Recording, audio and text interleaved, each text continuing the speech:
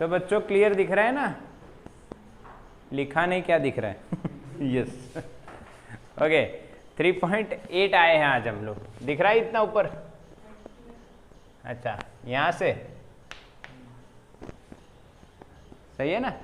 Okay clear दिख रहा है। तो हम लोग लास्ट लेक्चर में क्या फिनिश कर दिया हमने? कलर कोडिंग, जो आपको आना चाहिए। BB Roy goes to Bombay via great way of India with gold and silver, shortcut के साथ। और पहले कौन आता है? Man in brown. कोई बोला यार इतना सिखाने के बाद भी तुम्हारा अभी ब्राउन ही लटका पड़ा है। क्या है? ब्लैक। कितना सिंपल सिखाया भाई, मैन इन ब्लैक। पिक्चर याद रखो, देखी हुई है तो मैन इन ब्लैक पहले आया तो ब्लैक ब्राउन ऐसे चलेगा। और जी दो हैं, एक तो ग्रीन वाला और दूसरा ग्रे वाला। तो मैंने ग्रे का कंफ्यूजन दूर कर दिया क्योंकि ग्रेट वे ऑफ इंडिया बोला, गेटवे ऑफ नहीं, ग्रेट वे ऑफ इंडिया। वो भी कंफ्यूजन आपका दूर मैंने कर दिया था। तो हम स्टार्ट करते हैं बेटा। कौन सा टॉपिक आ गया हम लोग? 3.8। उसका नाम क्या है? पढ़ो। Yes, temperature dependence of resistivity. अब ये समझना एकदम आसान है। रेजिस्टिविटी जो है वो टेम्परेचर पे डिपेंड करती है। एक सिंपल एग्जांपल देता हूँ।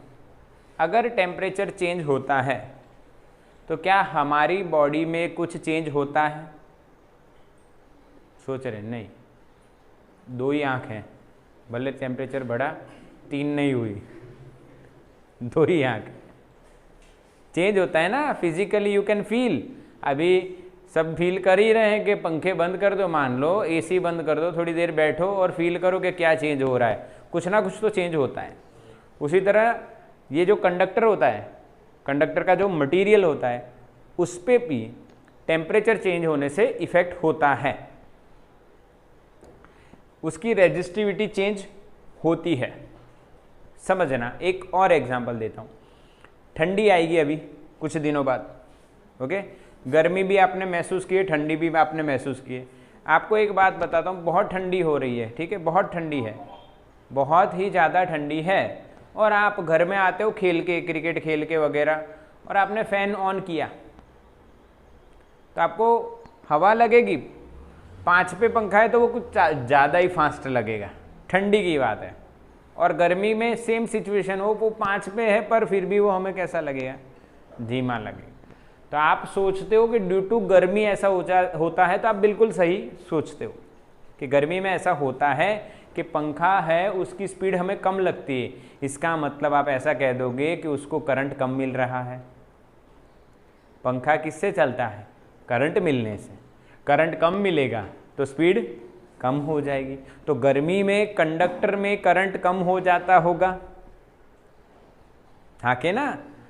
तो क्यों? क्योंकि रेजिस्टिविटी बढ़ जाती होगी। अभी आपको पता नहीं है, पर इस एग्जाम्पल से पता चल गया कि हाँ यार ऐसा कुछ तो होता है। फिर कई जगह पे एलॉयस होती हैं, ठीक है? सेमीकंडक्टर होती है। जैसे कि सेमीकंडक्टर तो बहुत फेमस है।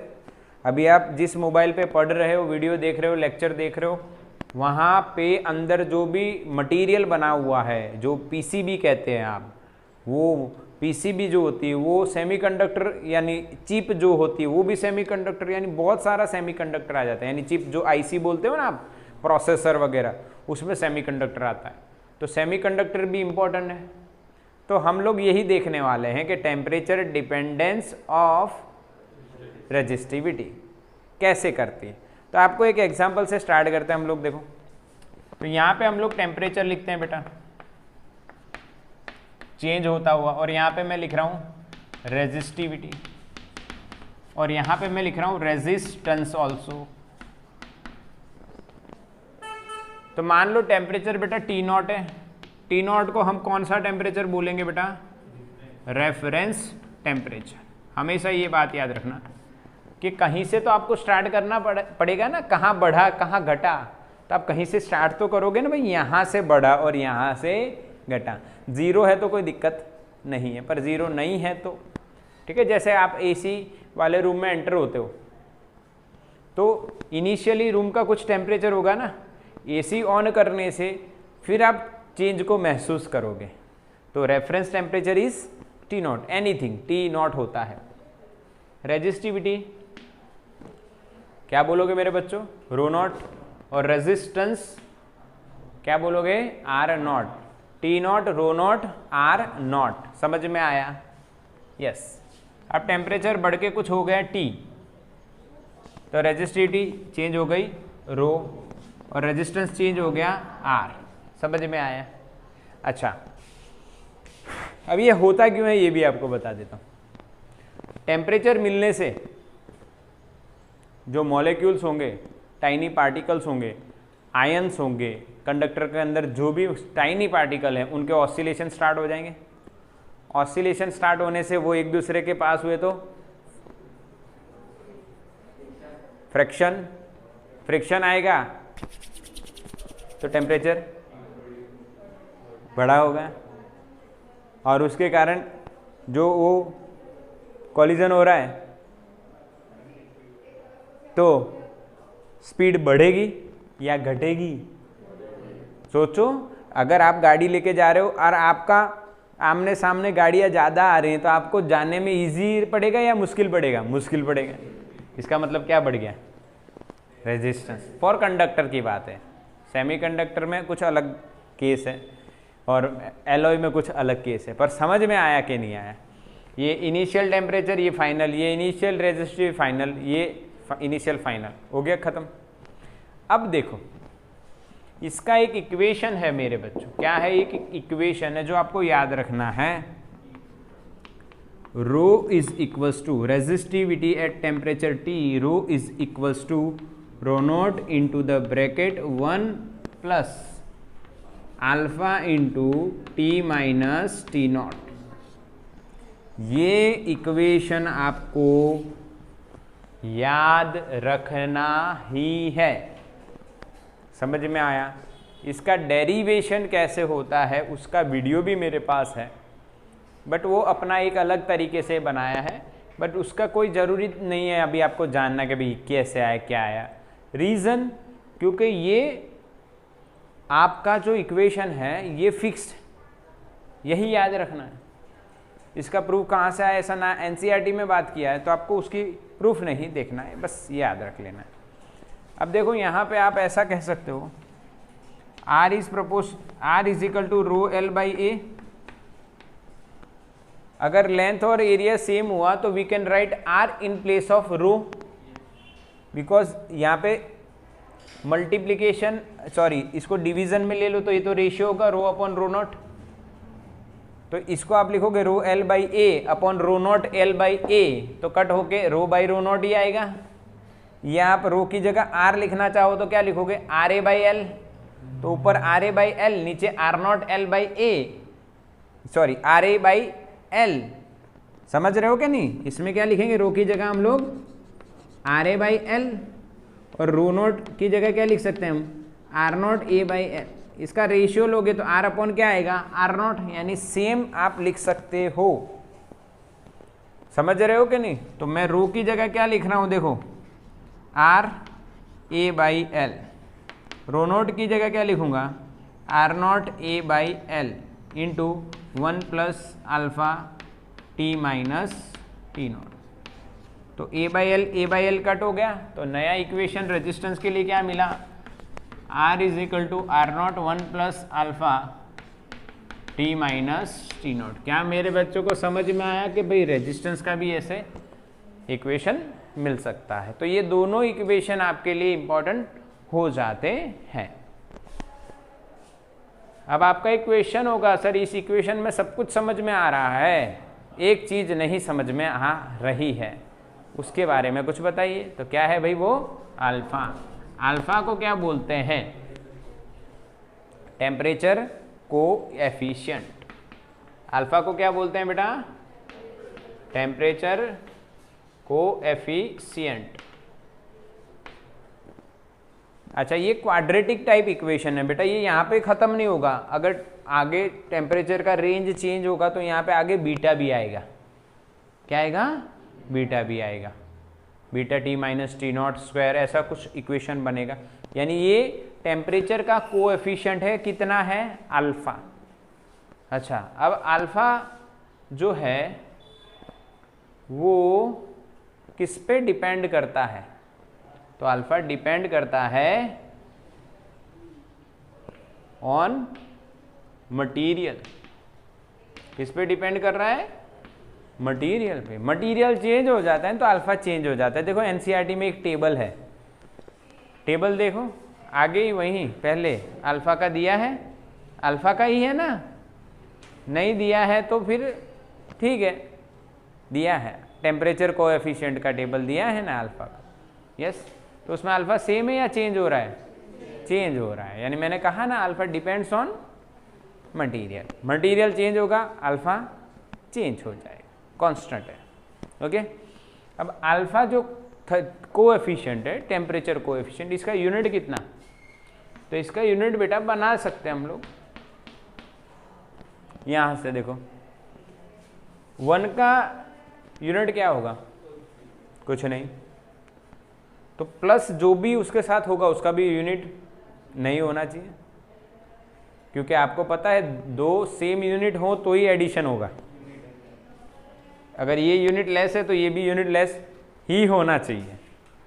5 kg प्लस 5 kg होगा, यस, समझ रहे हो कि नहीं। तो ये यूनिट लेस है तो ये भी यूनिट लेस होना चाहिए, पर इसका यूनिट तो क्या होगा, डिग्री सेल्सियस। टेम्परेचर का डिफरेंस का यूनिट क्या होगा, डिग्री सेल्सियस और केल्विन। तो अल्फा का यूनिट क्या हो तो इसका यूनिट कैंसिल हो जाए, ये डिग्री सेल्सियस है तो इसका उल्टा होना चाहिए, डिग्री सेल्सियस इनवर्स होना चाहिए, 1 डिग्री सेल्सियस या 1 केल्विन, तो केल्विन। ये तो केल्विन फिक्स है ना, तो इसका क्या होना चाहिए, 1 केल्विन, तभी वो कट हो जाएगा। तो इनका यूनिट दोनों यूनिट लेस हो गए तो एडिशन पॉसिबल है। तो इसका मतलब अल्फा का जो यूनिट है वो आप लिखोगे 1 केल्विन और केल्विन इनवर्स। समझ में आया, 1 केल्विन और केल्विन इनवर्स। क्लियर है, हाँ के ना। 1 डिग्री सेल्सियस और डिग्री सेल्सियस इनवर्स, ये भी चले, क्योंकि टेम्परेचर का डिफरेंस है बेटा। यहाँ पे देखो T minus T not, temperature का डिफरेंस होता है ना, तो डिग्री सेल्सियस और केल्विन की वैल्यू बराबर हो जाती है। हालांकि आप कन्वर्ट करते हो तो डिग्री सेल्सियस अगर आपको दिया है और मैं पूछूं केल्विन कितना, तो आप कितना ऐड कर देते हो, 273।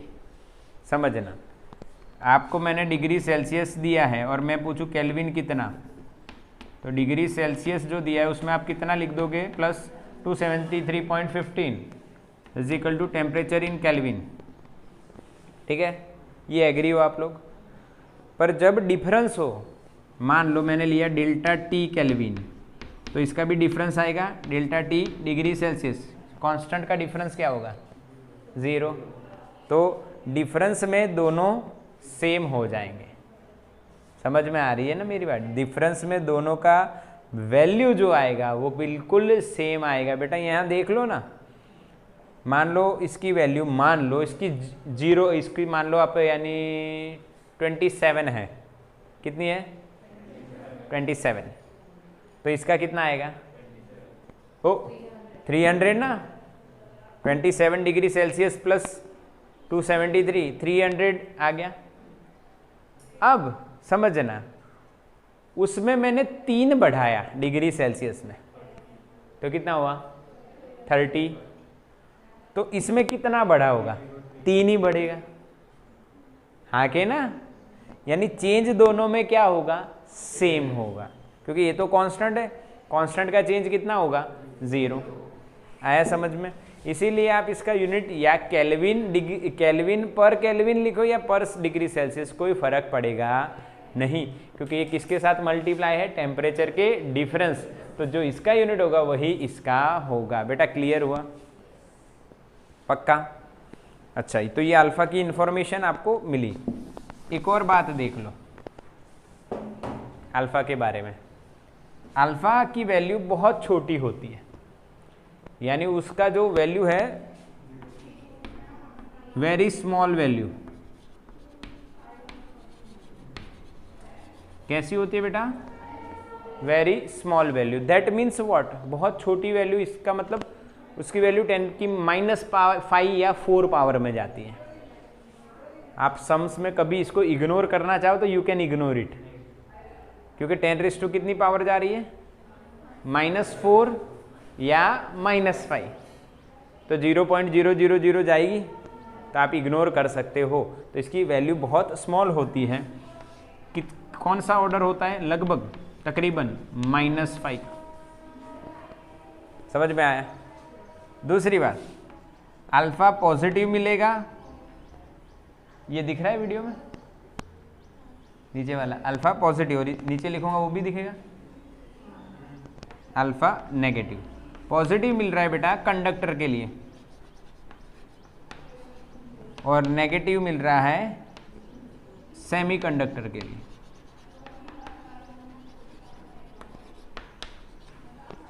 जब अल्फा की वैल्यू पता करी गई कि भाई अल्फा की वैल्यू कितनी होगी, तो देखा गया सारे कंडक्टर जो हैं, सारे मेटल वगैरह जो हैं, उनके लिए कंडक्टर के लिए कैसी मिल रही है बेटा?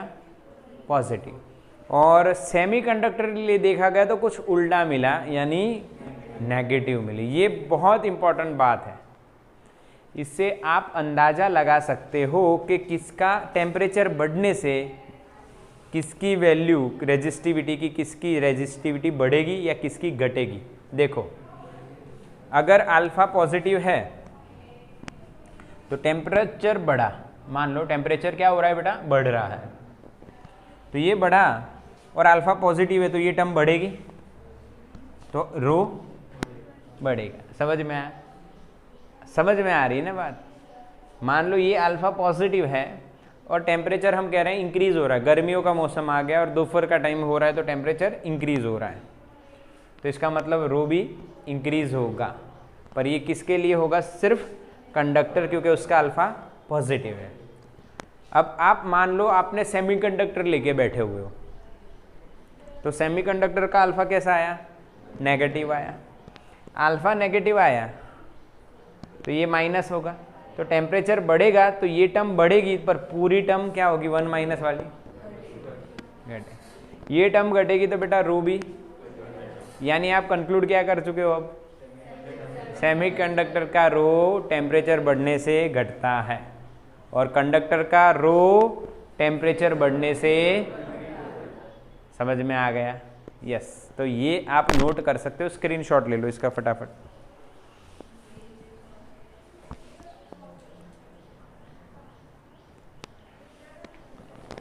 चलो डन।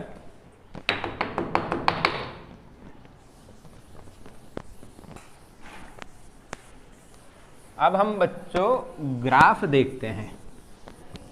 किसका ग्राफ देखेंगे? एनसीईआरटी हमें बढ़िया सा ग्राफ दे रही है, समझते हैं उसको। रेजिस्टिविटी वर्सेस टेम्परेचर, क्योंकि रेजिस्टिविटी का डिपेंडेंस देख रहे हैं। किस पे डिपेंडेंस देख रहे हैं बेटा? टेम्परेचर पे। और टेम्परेचर पे डिपेंडेंस देख रहे हैं तो बेटा आपको क्या करना है? ग्राफ भी बनाना रहेगा। चलो तो हम ग्राफ बनाते हैं। कौन से ग्राफ्स बना रहे हैं? रो वर्सेस टेम्परेचर। आपको कुछ बातें मैंने पहले भी बता दी है बेटा कि जो टेम्परेचर है उसको कई जगह थीटा भी लिखा जाता है। क्या लिखा जाता है? थीटा। तो जब थीटा आए तब घबराना नहीं है, क्या वो टेम्परेचर ही है। चलो तो शुरुआत करते हैं इसकी समझने की। तो सबसे पहला ग्राफ हम बना देते हैं बेटा कंडक्टर का। अच्छा, कंडक्टर का ग्राफ कैसा बनेगा बेटा? इंक्रीज या डिक्रीज? अब यानी आपके पास एनसीईआरटी में कुछ वैल्यूज लिखी हुई हैं बेटा, लिखी हुई है कि नहीं हो? हाँ, मैं वो वैल्यूज नहीं लिख रहा हूँ। हाँ, मैं ग्राफ आपको बता दे रहा हूँ, मैं वैल्यूज नहीं लिख रहा हूँ। ग्राफ कैसा बनेगा बेटा? बढ़ता हुआ। कैसा मिल रहा है? बढ़ता हुआ। जैसे जैसे टेम्परेचर बढ़ेगा वैसे वैसे रेजिस्टिविटी बढ़ रही है। क्या ये लीनियर ग्राफ है? नहीं। यानी इसका मतलब ये लीनियर ग्राफ नहीं मिल रहा है, इसका मतलब इन दोनों के बीच का रिलेशन लीनियर नहीं है। कैसा नहीं है? लीन, हाँ पर कुछ हद तक मिलता है ऐसा कह सकते, बट एग्जैक्टली लीनियर रिलेशन नहीं। समझ में आ रही है मेरी बात? समझ में आ रही है? यानी टेम्परेचर का चेंज के हिसाब से रेजिस्टिविटी चेंज हो रही है, बट लीनियरली हो रही है ऐसा नहीं। हाँ पर इंक्रीज हो रही है हम कह सकते हैं। क्या हो रही है बेटा? इंक्रीज तो 101% हो रही है। बोलो क्लियर कंडक्टर के लिए? ओके। अब दूसरी बात हम करते हैं एलॉय की। किसकी बात कर रहे हैं बेटा? एलॉयस। एलॉयस में भी अपने को एक एग्जाम्पल ले लेना है, नाइक्रोम। और नाइक्रोम का अगर जब ग्राफ बनाया गया, देखा गया, मेज़र किया गया, तो जो रेजिस्टिविटी है वो लगभग रो यहाँ पे इंक्रीज हुई, रो यहाँ पे चेंज हुई थोड़ी बहुत, यानी इंडिपेंडेंट लगी। कैसी? इंडिपेंडेंट ऑफ टेम्परेचर, यानी टेम्परेचर पे ज़्यादा डिपेंड नहीं कर रही है, इसीलिए कम चेंज हो रही है। बोलो क्लियर? और तीसरा जो है बेटा, तीसरा जो कंसेप्ट है, इसमें कौन है बेटा? आपका फेवरेट सेमीकंडक्टर। सेमीकंडक्टर में क्या हो रहा है? अच्छा, इसका कारण क्या है इंक्रीज होने का? अल्फा पॉजिटिव है। यहाँ पे डिक्रीज होने का कारण क्या है? अल्फा क्या है बेटा? नेगेटिव। यहाँ पे रेजिस्टिविटी डिक्रीज होगी और उसका कारण क्या है? अल्फा नेगेटिव है। तो जो रेजिस्टिविटी वर्सेस टेम्परेचर का ग्राफ है, अब वो डिक्रीज लीनियरली नहीं होती है, धीरे धीरे, फिर ना जल्दी से भी हो जाता है, यहाँ तक धीरे फिर जल्दी से, और बहुत ऊपर से आ रही है। This is a relation resistivity of semiconductor changes with temperature. ये रिलेशन में यानी घटती है ऐसे। इसका रीज़न क्या? अल्फा।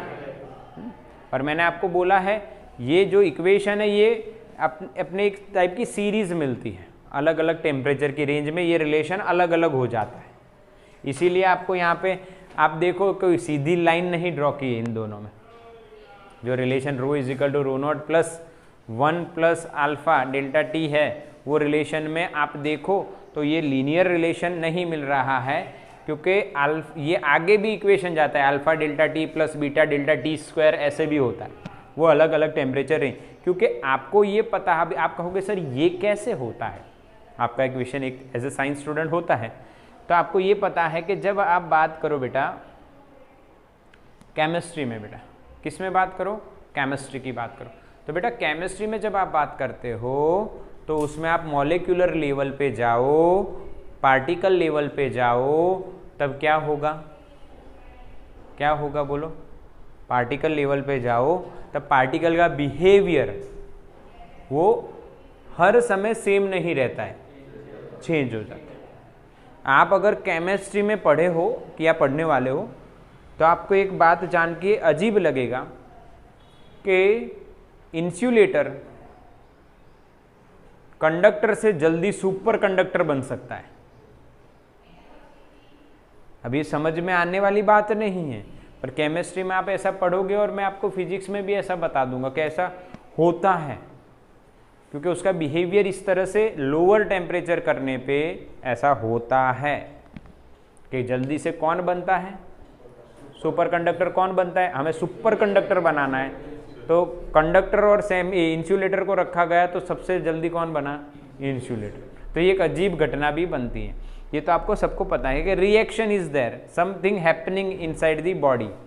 जैसे कि आप इनो को पानी में डालते हो तो कुछ ऐसा होता है, या उसकी जगह नमक या चीनी डालो तो कुछ नहीं होता है, फिर उसको मिक्स करो तो हो जाए, पर उसकी जगह चाय पत्ती डालो तो वो मिक्स नहीं होगी, उसके लिए आपको गर्म करना पड़ेगा। यानी देयर आर सम प्रोसेसेस।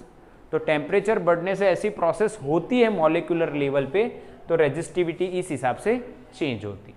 अब इसको याद रखने का तरीका मेरे पास है। देखो तरीका ये है, समझते हैं क्या तरीका है। तरीका ऐसा है बेटा कि अगर आप पहले कंडक्टर की बात कर लो, फिर एलॉय की बात कर लो, और फिर आप सेमीकंडक्टर की बात कर लो। तो इसको आप क्रिकेट से जोड़ दो, सब लोग क्रिकेट तो देखते हैं, सबको पता है क्रिकेट में क्या है क्या नहीं। तो ये वाला जो पहला है वो 6, फिर आप 4, फिर प्लेड, यानी आपको 6 मारना है तो बैट का स्विंग ऐसे ही होगा ना, ऐसे ही होगा ना, बैट का स्विंग तो ऐसे ही होगा ना। वो कौन सा धोनी कौन सा शॉट मारता है, हेलीकॉप्टर, सब अभी फॉलो करने लगे, हार्दिक पांड्या भी मारने लग गया अब तो ऐसे हेलीकॉप्टर। तो उसका बैट का जो स्विंग जाता है ऐसे ही जाएगा ना, यस और नो, या ऊपर से जा रहा है। एलोय जब वो 4 लगता है बेटा तो ये, हाँ यही ऐसे बैट लगाए या फिर ऐसे, हाँ पोलार्ड की बात मत करना, वो तो ऐसे भी छक्का मार देता है। ये हमारे नॉर्मल पर्सन की बात है कि भाई ऐसे, और 4 का सिंबल भी आप, यानी जब वो अपने कौन होता है अंपायर, वो ऐसे ही करते हैं कि भाई 4 लग गए, ठीक है। और तीसरा प्लेड है, अब प्लेड कर रहे हो तो आपको पता है कि प्लेड का स्विंग जब बैट होगा तो यहीं तक जाएगा, ऐसे फिर ऐसे कर दिया वो तो 6 हो गया, यहाँ से प्लेड किया, ठीक है। तो आप ऐसे याद रखो, प्लेड करना, ये लिख लेना है, क्योंकि आप अगर बोर्ड में अगर देख रहे हो तो आपको तुरंत याद आएगा, उसके लिए आपको कंसेप्ट को पकड़ने की जरूरत नहीं पड़ेगी। अब एक क्वेश्चन आपको मैंने बताया कि भाई इन दोनों में ऐसा हो क्या रहा है, तो मैंने आपको बताया मॉलिक्यूलर लेवल पे जाके आपको समझना पड़ेगा। चलो समझा देता हूँ, स्क्रीनशॉट लो इसका फटाफट जल्दी से।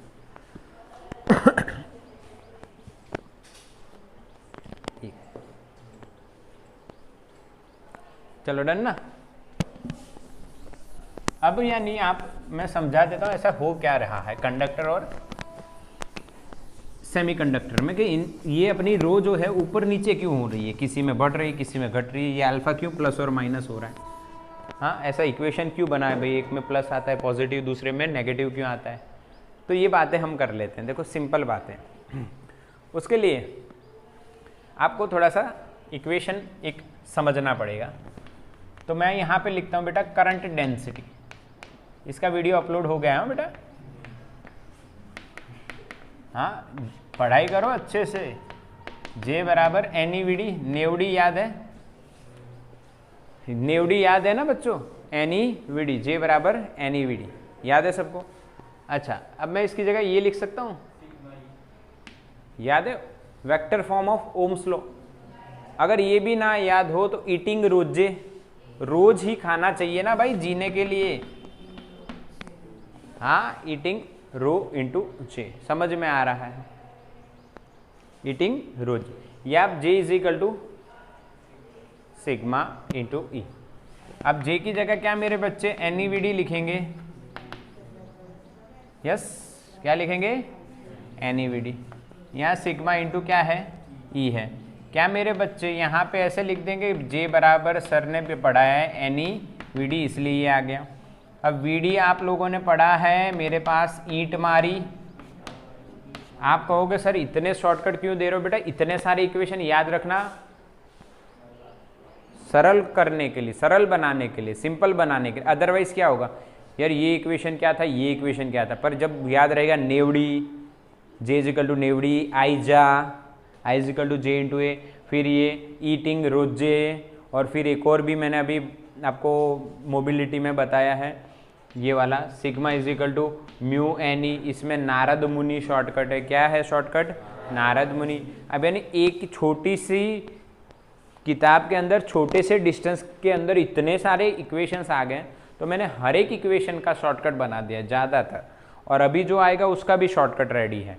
यानी आपको बस वो शॉर्टकट इक्वेशन के फॉर्म में समझने हैं। क्या करना है, शॉर्टकट्स को इक्वेशन के फॉर्म में समझना है। यहाँ पे भी देखो अभी आएगा, इसका भी शॉर्टकट है। क्या है इसका शॉर्टकट, ईंट मारी, ठीक है, ईट अपॉन एम। तो यहाँ पे लिख दें तो क्या बनेगा, E tau by M is equals to sigma into E. क्या बेटा ई गया, तो देखो सिग्मा बराबर क्या है, नीट बाई एम, यस और नो। मैंने स्क्वायर नहीं किया ई का, क्योंकि मुझे शॉर्टकट बनाना है, मैंने बना दिया क्या, नीट अपॉन एम। ओके, पर हमें तो इससे काम नहीं है। एनसीईआरटी में तो रो का इक्वेशन दिया है, रो देखो अंदर है, तो रो इज इक्वल टू क्या होगा बेटा, रेजिस्टिविटी क्या होगा, rho is equal to 1 upon sigma यानी एम अपॉन नीट। अच्छा अब इसका शॉर्टकट बता देता हूँ, जल्दी से देखो। अब कहोगे सर आपने बना तो दिया नीट अपॉन एम और एम अपॉन नीट, नहीं ये शॉर्टकट नहीं है, शॉर्टकट को समझना है आपको, है तो यही पर थोड़ा सा अलग तरीके से। यानी आप नीट करना चाहते हो, मैथ्स वालों को नहीं क्वेश्चन है, मना मत करना, बायो वाले हाँ, हम नीट करके डॉक्टर बनना चाहते हैं। कैसे डॉक्टर बनना चाहते हो, बावर्ची टाइप या बहुत अच्छे, तो कि बहुत अच्छे, उसके लिए क्या करना है, नीट देनी है। तो नीट की तैयारी भी तो करनी पड़ेगी, अपनी जो इंद्रियां हैं उनको कंट्रोल करना पड़ेगा ना। यस हाँ कि ना, जो सेंसर्स हैं, इंद्रियां बोल दिया तो अलग लगेगा, ये इंद्रियां क्या बोल रहे, सेंसर्स, हाँ 5 सेंसर्स है ना हमारे पास, उनको कंट्रोल करना पड़ेगा और मेहनत करनी पड़ेगी अपना, यानी पूरा जितना अपने में दम है वो लगा देना पड़ेगा, तब जाके आपको गवर्नमेंट सीट मिलती है, ऐसे ही नहीं मिलती है, लाखों रुपए ऐसे ही नहीं बचते हैं। हाँ हर, यानी जो गवर्नमेंट में एडमिशन लेता है, मान लो उसको 20-25 हज़ार फीस हो या कुछ साल की इतनी होती है, उसके सामने प्राइवेट जो कॉलेजेस होती है उसमें 20 लाख 25 लाख होती है। यस, तो इतना पैसा बचाओगे आप, मान लो आप बेटा, चलो 20 लाख भी मत मानो, 12 लाख रुपए है फीस, 12 लाख, तो आपने 12 लाख रुपए फीस बचाई, इसका मतलब आप एक महीने का 1 लाख रुपए कमा रहे हो। बचाना मतलब कमाना हुआ ना। 2 फ्रेंड है, एक फ्रेंड, दोनों को पॉकेट मनी मिलती है अपने, मान लो 1000 रुपये महीने की। अब एक फ्रेंड है अपना, यानी खाना पीना ये सब में खर्च कर देता है और बचता है उसके पास 50 रुपये महीने के अंत में, और दूसरा फ्रेंड है वो खाना पीने में जो घर में मिलता है वो खाता है और बचाता है 500-600 रुपये ही बचा लेता है, 400 रुपये खर्च करता है, तो कितना कमाया उसने, 600 कमाया, गेन ही हुआ ना। और आप ऐसा सोच रहे हो, मान लो अभी नहीं, अपने पास एक एग्जाम्पल है, अपना पिछला स्टूडेंट जो हम लोगों को सबको याद होगा, 633 633, वो बड़ौदा में है अभी, ठीक है। तो वो बड़ौदा में है, तो उसके पैसे बच रहे हैं कि नहीं बच रहे। उसकी जगह दूसरा एक स्टूडेंट भी हमारे पास जिसके अपने 350-400 के आसपास या कुछ हैं। अब उसने लिया है DY पाटिल, पुणे महाराष्ट्र में, कितने मार्क्स से याद नहीं, पर उसने वहाँ पे लिया है। फीस बताई 20 से 25 लाख के आसपास ईयरली, और इसकी फ़ीस पता नहीं, पूछी नहीं, पर 20-25 हज़ार होगी। तो सोचो, वो 25 लाख खर्च कर रहा है, ये 25 हज़ार खर्च कर रहा है, तो यानी ये मुस्तफा जो लड़का है वो अपना पर मंथ 2 लाख अर्न कर रहा है। सोच लो, अगर उसकी फ़ीस 25 लाख है और इसकी 25 हज़ार है, तो ये लड़का पर मंथ कितना बचा रहा है, 2 लाख। अब सोचो, आप अगर इस औकात पे अपनी पहुंचना चाहते हो, ये वर्ड यूज़ करना है, रीज़न ये है कि आपको फील हो कि आप क्या कर रहे हो, यानी आप इसको लाइटली लेते हो, बट यही काम आपको पर मंथ 2 लाख रुपए देने वाला है। समझना इस बात को। अब जिस काम में आप पर मंथ 2 लाख बचा रहे हो, या तो वो काम ऐसे करोगे या कैसे करोगे, ये आपकी मर्जी है। बाकी और तो मैं क्या कहूँ, जैसे कोई इंजीनियर बनने की ख्वाहिश रख रहा है, तो NIT है, IIT, इसमें जाना है, तो उसमें जाने के बाद पैकेजेस आपने सुने होंगे ना, न्यूज़ में भी आते हैं कई बार, तो 1 करोड़ रुपए का पैकेज, जो सुंदर पिचाई आप जानते हो आज कितने करोड़ पर ईयर ले रहे हैं। तो वो सारे पैकेज इंजीनियर्स के ही है ना, वो इंजीनियर है खुद, इंडिया में ही भला बड़ा है वो। हाँ, तो अब यानी 1 करोड़ रुपए 1 साल का पैकेज हो, मान लो, तो पर मंथ कितना जाता है बेटा, समझो कितना जाता है। अब इतने लाखों रुपए का पैकेज हो तो उसका काम कैसा होगा। जैसे कि अपने इसका भी एक एग्जांपल है, भाई ये अपने ताहा वोरा हम कहते हैं, बार बार नाम अपने मुंह पे आता है, वो गुजरात फर्स्ट आया है, ठीक है। अब मान लो वो JEE मेंस में इतना अच्छा किया और उसको नाटा में जाना है, तो वहाँ पे जाके वो आर्किटेक्चर वेक्चर बनना चाहता है, बढ़िया बने, तो उसकी ईयरली इनकम 1-2 करोड़ तो होगी कम से कम, अगर वो ऐसे ही काम करता रहा। हाँ, था कहाँ बैठता था, यहीं बैठता था, नॉर्मल इंसान आपके जैसे ही, पर 5-6 साल बाद वो करोड़ों में, यानी वही अपने 3 इडियट में भी ये देखा है। पर वो 3 इडियट जो है वो पिक्चर का नाम है, वैसा ही उसका काम है, क्योंकि मैसेज कन्वे करने में गलतियां हो जाती हैं, मैसेज कन्वे करने में गलतियां हो जाती हैं। वो कहते हैं अपने दिल को जो अच्छा लगे वो करो, नहीं, वहाँ पे एक थोड़ा सा चेंज होना चाहिए।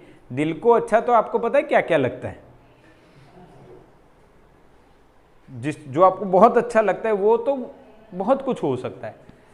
इंटेलिजेंट पर्सन वो होता है कि जो नेचर और समाज या परिवार के लिए जरूरी होता है वो करे, उसे इंटेलिजेंट बोला जाता है। उसमें मैसेज सही है, वो अपनी जगह सही है, मुझे उसमें नहीं पढ़ना है, वो अपनी जगह बिल्कुल सही है, वो उनका काम करे। पर हमें इंटेलिजेंट बनना, ये यानी देख लो, मैं बार बार ये बताता हूँ क्योंकि कई लोग कंप्लेन करते हैं ऑनलाइन मज़ा नहीं आता, मज़ा नहीं आता। बेटा ऑनलाइन पढ़ पढ़ के ये दोनों बच्चे निकले हैं, ये भी आपको पता न हो तो कह दूँ, ज़्यादातर ऑनलाइन पढ़े हैं। मुस्तफ़ा ने पूरी नीट की तैयारी ऑनलाइन ही की थी, ऑफलाइन कुछ दिन आया था, फिर लॉकडाउन हो गया, फिर ऑनलाइन चले हम लोग। इसी तरह से ताहा ने पूरा 12th ही ऑनलाइन किया था, और कुछ दिन यानी 2-3 महीने ऑफलाइन आया था जब लॉकडाउन खुला था। तो ये तैयारी में ये डिफरेंस होता है। फिर आपको नींद आए, सो गई सो गया है? फिर जीवन भर संघर्ष रहेगा, यानी संघर्ष चालू रहेगा। ऐसा नहीं कि संघर्ष खत्म हो जाए। जैसे आप प्रधानमंत्री बना दूं मैं आपको, तो आपको फील होगा यस। आप सोचो अपने देश के प्रधानमंत्री की क्या हालत है आज, कितना संघर्ष है जीवन में, समय ही नहीं है, संघर्ष खत्म नहीं होगा।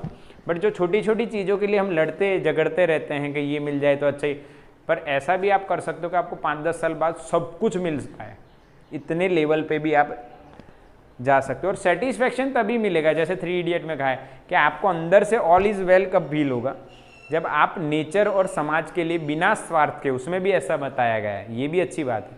वो पढ़ने आया, उसको कोई डिग्री नहीं मिलने वाली थी क्योंकि किसी और के नाम पे, तो स्वार्थ के बिना किया गया काम होना चाहिए, ठीक है।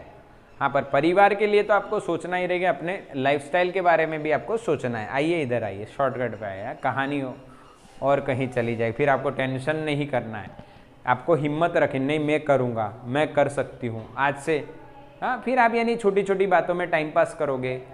जैसे मैं कई बच्चों को देखता हूँ, उनको छोटी छोटी प्रॉब्लम में बड़ी बड़ी बना लेते हैं। नहीं, वो छोटी बात है, हटाओ उसको। एक वीडियो नहीं अवेलेबल है, उस दिन नीट की तैयारी कर लो, कुछ और MCQ तैयार कर लो, कुछ भी कर लो, पर अपना प्लान रखो कि नहीं मुझे करना ही है, नीट करना है, जी करना है, जो करना है।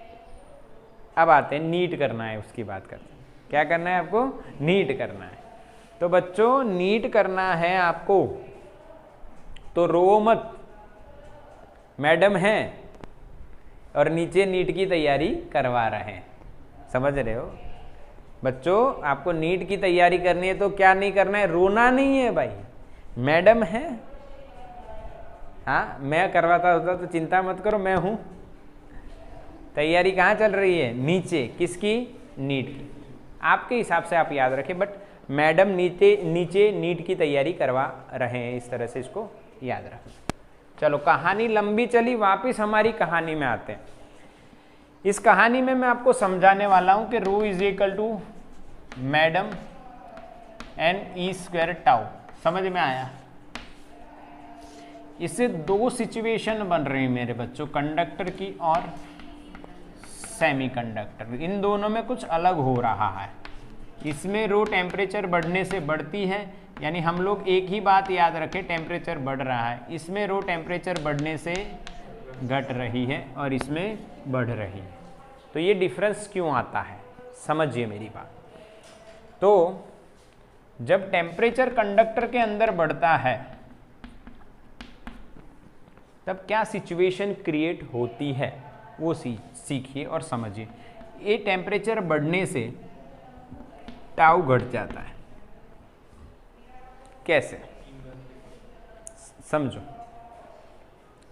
टेम्परेचर बढ़ा तो पार्टिकल जो धीरे भाग रहा था वो धीरे ही भागेगा या जोर से भागेगा? हाँ, जोर से भागेगा। तो इसके अंदर भी ऐसा ही होगा। टेम्परेचर बढ़ने से जो इलेक्ट्रॉन भाग रहा था, एक जगह से दूसरी जगह कोलाइड हो रहा था, याद है ना आपको? ड्रिफ्ट वेलोसिटी, यहाँ पे कोलाइड हो गया वहाँ पे। जैसे कि एग्जांपल देता हूँ, A से B इलेक्ट्रॉन गया, कोलाइड हुआ, यहाँ से यहाँ इलेक्ट्रॉन जा रहा है, पर टेम्परेचर बढ़ गया तो उसकी एनर्जी बढ़ गई, तो ये डिस्टेंस कम समय में तय करेगा। तो टाउ बढ़ेगा या घटेगा? घटेगा। इसीलिए रो क्या होती है, इंक्रीज होती है। समझ में आया, क्लियर है कि नहीं? ये मैंने पार्टिकल लेवल पे आपको समझा रहा हूँ। अब सेमीकंडक्टर में जब आप जाओ और टेम्परेचर बढ़ाओ तो क्या होता है, तो सेम सिचुएशन, टाउ घटेगा। बात तो इसमें जो है वो इसमें होगा भाई, और कोई दिक्कत है नहीं। हाँ, यहाँ पे फ्री इलेक्ट्रॉन ज़्यादा है, यहाँ पे फ्री इलेक्ट्रॉन कम है, ठीक है।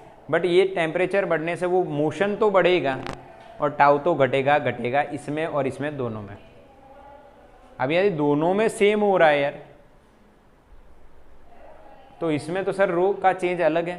तो एक और अंदर की बात आपको बताई जा रही है जो चैप्टर नंबर 14 में पढ़ी जाएगी, अभी देखना नहीं है, या आप केमिस्ट्री में पढ़ चुके होगे। N type material and P type material, N and P type, negative positive, yes sir.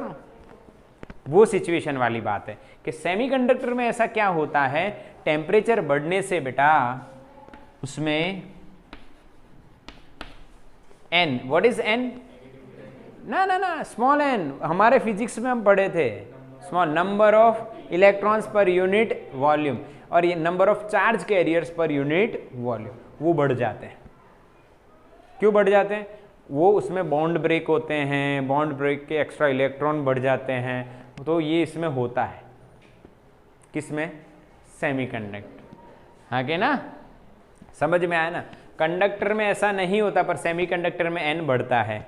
अब देखो, एन बढ़ा और टाउ घटा, समझ में आया? अब ध्यान से देखना है, इसकी जो बढ़ोतरी है, increase in an is more than decrease in tau. यानी मान लो कि टाउ अगर हाफ कर रहा है तो एन 2 गुना नहीं हो रहा है, ये 4 गुना हो रहा है। यानी इसका घटना, यानी ये यहां पे 1/2 कर रहा है, तो एन क्या कर रहा है, 2 गुना नहीं, 4 गुना। अब इसका मतलब ये है, ध्यान से समझो, इसका मतलब ये है कि इसमें पार्टिकल के नंबर बहुत ज़्यादा बढ़ जाते हैं। अब मान लीजिए ये नंबर बढ़ गया तो 4 यहाँ पे 4 गुना हुआ और ये आधा हुआ, तो टोटल क्या हुआ, 2 गुना। तो इसका मतलब डिनोमिनेटर बढ़ा, और डिनोमिनेटर बढ़ा तो बेटा रो क्या हुआ, समझना, थोड़ा सा मज़ेदार बात है ये मैंने कहा ना, ये मॉलिक्यूलर लेवल की बात है, आपको अंदर से समझना है, इसको ध्यान से समझना है। क्लियर हुआ कि नहीं? ये अब एकदम सरल हो गया। देखो, टेम्परेचर बढ़ने से दोनों में टाउ घटेगा, और टाउ घटेगा तो रो बढ़ेगा कंडक्टर में, पर सेमीकंडक्टर में क्या हो जाता है, नंबर ऑफ वो बॉन्ड टूट जाते हैं, इलेक्ट्रॉन जो बंधे हुए थे वो बॉन्ड टूटते टूटते इलेक्ट्रॉन बाहर निकल जाते हैं, नंबर बढ़ जाता है, और वो नंबर का बढ़ना जो है वो टाउ के घटने से ज़्यादा होता है। उसका एग्जाम्पल, अगर ये आधा करता है तो ये 4 गुना कर देता है, 6 गुना कर देता है, 5 गुना, जो भी, तो इससे ज़्यादा होता है। यानी डिनोमिनेटर की टर्म है वो ओवरऑल डिक्रीज होगी या इंक्रीज होगी, इंक्रीज होगी, क्योंकि ये ज़्यादा है और इसीलिए रो घटता है। बोलो क्लियरली, समझ में आया? तो स्क्रीनशॉट ले लो इसका जल्दी से।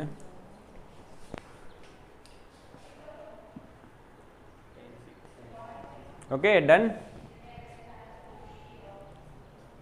समझ में आया कि नहीं आया बेटा? तो अब एक एग्जाम्पल हैं 2 एनसीईआरटी के, इसी से रिलेटेड है, इसीलिए कर लेते हैं, हो जाएंगे और बढ़िया है। और R = R0 into 1 + alpha delta T. तो पहला जो क्वेश्चन है बहुत लंबा चौड़ा क्वेश्चन है। 3 पॉइंट कौन सा है, 4 ना, कि 3 है ना, 3 है ना, 3.3 एग्जाम्पल है, उसको पढ़ते हैं हम लोग। बहुत लंबा चौड़ा है, पर मैं आपको वैसे ही बता देता हूँ, फटाफट समझा देता हूँ, आप पूरा पढ़ लीजिए या मैं पढ़ देता हूँ। An electric toaster uses nichrome for its heating element. When a negligible small current passes through it, its resistance at room temperature is found to be 75.3 ohm. यानी रूम टेम्परेचर हमें दिया है 27 डिग्री सेल्सियस और उस समय उसका resistance हमें मिलता है 75.3 ओम। ठीक है। When the toaster is connected to 230 volt supply, the current settles after a few seconds to a steady value of 2.68 ampere. यानी अब आपको क्या किया इन्होंने, पोटेंशियल दे दिया और करंट कांस्टेंट कितना बता दिया 268 एम्पियर, और पूछा है what is the steady temperature of the nichrome और नाइक्रोम एलिमेंट। अब जो स्टेडी टेम्परेचर होगा नया, तो इसको 1 मानो या इनिशियल मानो, और नया स्टेडी टेम्परेचर कितना। क्लियर। और साथ ही में आपको लास्ट में अल्फा भी दिया है, द टेम्परेचर कोएफिशिएंट दिया है, क्या है 1.70। मैंने आपको कहा था ना इसका वैल्यू -4 या -5 के ऑर्डर में होता है। समझ में आया? बिल्कुल क्लियर। अब आपको टेम्परेचर निकालना है, कैसे निकालेंगे ये देखो, हम कैसे निकालेंगे ये देखो, सॉल्यूशन समझना है। बिल्कुल इजी सॉल्यूशन मैं आपको देने वाला हूं यहाँ पे। अब सबसे पहली स्टेप ये रहेगी बेटा कि आप शॉर्ट में भी कर सकते हो या एनसीईआरटी के हिसाब से भी कर सकते हो। शॉर्ट में करवा देता हूँ, एनसीईआरटी के हिसाब से भी करवा सकता हूँ मैं, दोनों तरीके इजी हैं। सबसे पहले यहाँ पे आपको आर फाइंड करना, इसको आर नॉट बोल दो, तो ये आर कितना, ये आर फाइंड करेंगे V/I से, हाँ के ना, या इसको एनसीईआरटी के हिसाब से T1 और इसको R1 दे दो, तो ये T2 और ये क्या हो गया R2। तो R2 कैसे फाइंड करेंगे बेटा, V/I से। अब R2 मिल गया और आपको क्या पता है R0 या R1 पता है, तो सिंपली आप आंसर लेके आ जाओगे किसका, T2 का। तो सबसे पहले आप R2 फाइंड करोगे, R2 इज इक्वल टू क्या होगा मेरे बच्चों, V/I। V का वैल्यू 230/2.68, तो आपको आंसर क्या मिलेगा देखो 85.8। ये रेजिस्टेंस आ गया, खत्म। अब वो इक्वेशन लगा दो R वाला, R2 is equals to R1 into 1 plus alpha, इधर लिखेंगे बेटा डेल्टा टी। अब डेल्टा टी ही तो फाइंड करना है यहाँ पे, T माइनस T0 या T2 माइनस T1, ठीक है, सही है कि नहीं। अब देखो मैं डायरेक्टली लिख रहा हूँ, थोड़े से समझ जाना। T2 बराबर R2 minus R1 upon R1 into alpha plus T1। यहाँ पे मैंने 2-3 स्टेप निकाल दिए हैं। कितनी स्टेप निकाल दिए हैं, 2-3 डायरेक्टली। R2 अपॉन R1 हो गया, ये 1 इधर आया -1, फिर एलसीएम ले लिया R2 minus R1 upon R1, ये अल्फा मल्टीप्लाई में था वो नीचे आ गया, और जो माइनस T1 है वो उधर लेके आया, तो क्या हो गया प्लस T2 अकेला बच गया। ये समझ में आया। कितनी स्टेप है बेटा, 2-3 स्टेप। फिर भी मैं आपको करवा देता हूँ क्योंकि पूरा बोर्ड हमारा यूज हो जाएगा। देखो R2 upon R1 is equal to 1 plus alpha T2 minus T1। अब ये 1 इधर आएगा, R2 upon R1 minus 1 is equal to alpha T2 minus T1। अब यहाँ पे LCM R2 minus R1 upon R1 और अल्फा नीचे आ जाएगा, क्या बचेगा T2 माइनस T1। तो T2 बराबर क्या लिखोगे, R2 minus R1 upon R1 into alpha plus T1। समझ में आया बेटा। अब R2 minus R1, R2 ready है, R1 रेडी है, सब्ट्रैक्शन करो। R1 की वैल्यू, अल्फा की वैल्यू, सारी वैल्यू आप पुट करोगे तो you will get 847 degree Celsius या 820 मिलेगा, ऐसा एनसीईआरटी में लिखा है। बट वो 820 के बाद T1 की वैल्यू पुट करते हैं।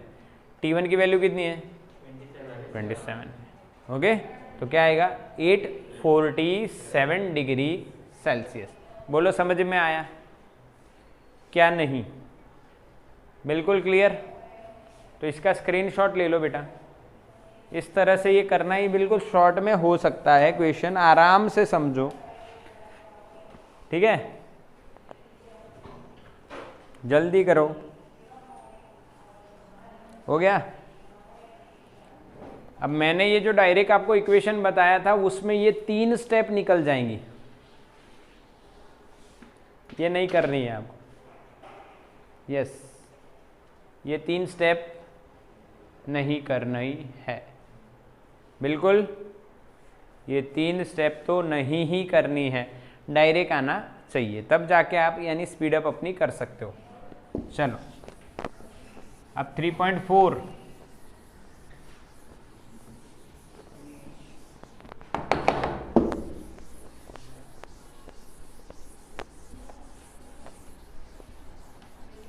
3.4 भी सिंपल है, बिल्कुल ऐसा का ऐसा है।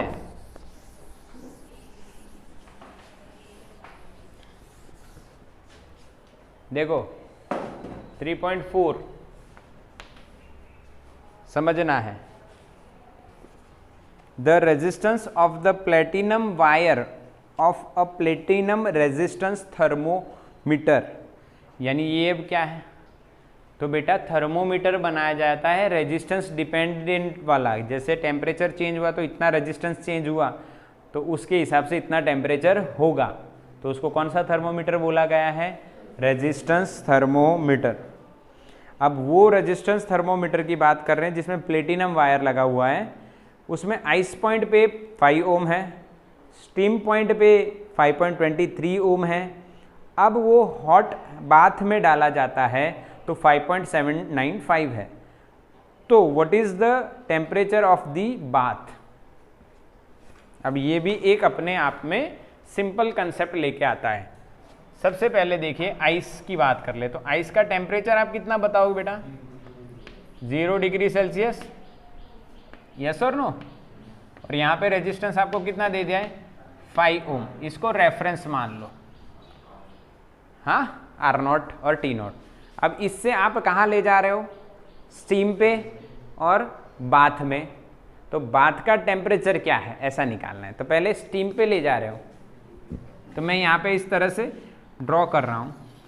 अगर आप स्टीम पे ले जा रहे हो तो वहाँ पे आपका टेम्परेचर क्या बच्चों? 100 डिग्री, और R1 आपको दिया है 5.23 ओम।